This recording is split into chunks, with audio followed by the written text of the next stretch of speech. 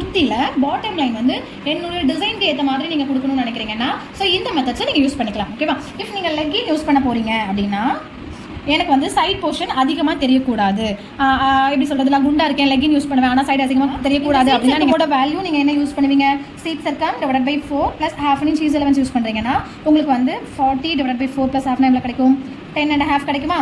இந்த 10.5ஓட நீங்கள் +2 inches add பண்ணிங்க அப்படின்னா உங்களுக்கு உங்களோட ஃப்ளார்னஸ் ஈஸியாக கிடச்சிரும். பார்க்குறதுக்கும் ஃபினிஷிங் வந்து நீட்டாக இருக்கும். ஓகேவா? ஸோ எனக்கு எப்படி கிடைக்கும்னா இந்த மாதிரி கிடைக்கும். இந்த லைனை நீங்கள் இதோட கனெக்ட் பண்ணிக்கலாம். ஓகேவா? இதுவே நான் வந்து நார்மல் ஸ்ட்ரைட் குர்த்தி மாதிரி யூஸ் பண்ணுறேன்,